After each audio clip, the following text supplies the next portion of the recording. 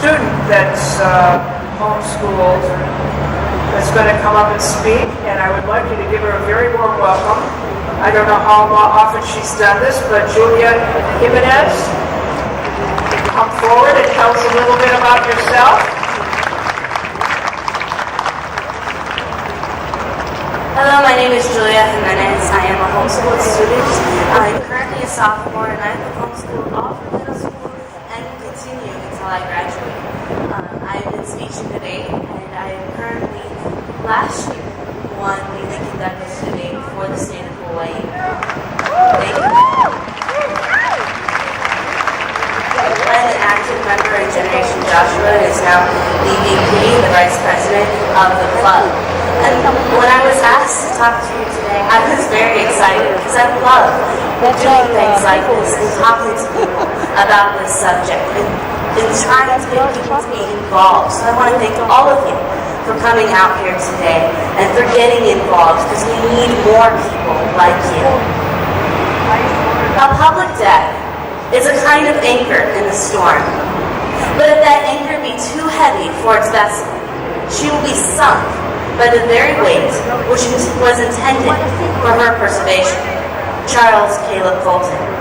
This quote accurately describes America today, a sinking ship with too heavy of an anchor. Through the frightening unemployment rates, the horrible value of the dollar, and to the horrendous amount of national debt, my generation looks to the future and sees a huge problem. Our national debt is so big that, going back to Fulton's analogy, our anchor of debt is sinking our country. And as the next generation, I am very worried about what our financial future may be and what that means for us.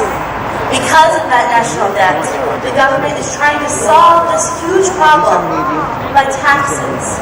And those taxes and the debt will severely hurt our financial stability.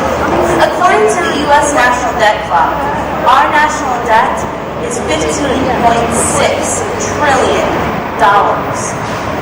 And it goes up $4 billion a day and has been doing so since 2007. Now this is an insane number to wrap your head around. So let me break it down a little for you. In the 5 minutes that I will be speaking to you, our debt, if it takes on the current rate, will raise $14 million. And it will raise $3 trillion before I am even of a voting age, which is only 2 years away. That is why my generation is desperate for the government to stop spending now, not later, now, before it is too late. There are over 300 million U.S. citizens in this country, and that means every man, woman, and child would have to pay $50,000 in order to eliminate this present debt. Well, I don't have this much money. But still, the government continues to spend money that we do not have, thus pushing down the debt to my generation and my children's generation. Apparently, they forgot the wise words of Thomas Paine. If there be trouble, let it be in my day, so that my children may have peace. Because they are not taking responsibility for this debt, and their inaction of not cutting frivolous spending will hurt the citizens of this country for generations to come. But it's not only the inactions of our government that are hurting us. It is the actions as well. They believe if they raise taxes, our nation's financial problems will vanish. If only they took to heart the words of Winston Churchill. A nation trying to tax itself into prosperity is like a man standing in a bucket, trying to pull himself up by the handles. It doesn't work. By our government raising taxes, they are hurting not only my generation, but all of Americans. The Buffett tax that President Obama is now currently pushing is calling for a higher tax rate on anyone making over $1 million a year. But this is not good, because our government believes that we need to tax more so the national debt will recede. But as Ronald Reagan said, we don't have $1 trillion debt because we haven't taxed enough. We have $1 trillion debt because we have spent too much. Here's the problem. The people that the government are trying to tax are the ones creating the jobs. More taxes on the rich means less money for business investments and job creation. It is that trickle-down effect that you all have heard of. And because of this, the unemployment rate suffers, making it harder to find jobs. For example, I am looking for a job in the summer so that I can raise money for college, and I am severely worried that I will not be able to find one. And I am not the only one.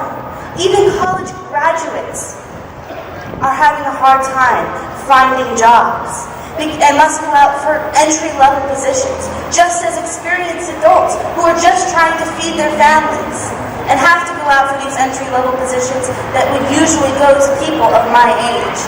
The government needs to lower taxes so that those with money can invest, so that we, as a country, can get our unemployment rate down and our economy up.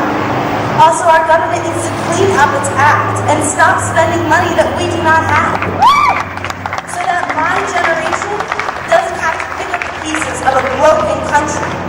However, our government has proven that it will not act on these things unless we stand up and say, wait, this is not right.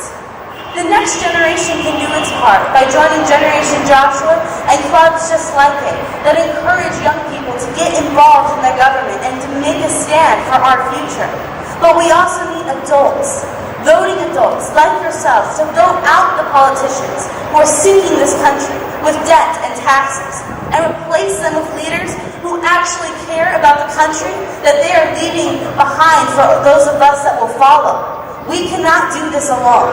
We need your help to find a better financial future. Thank you very much.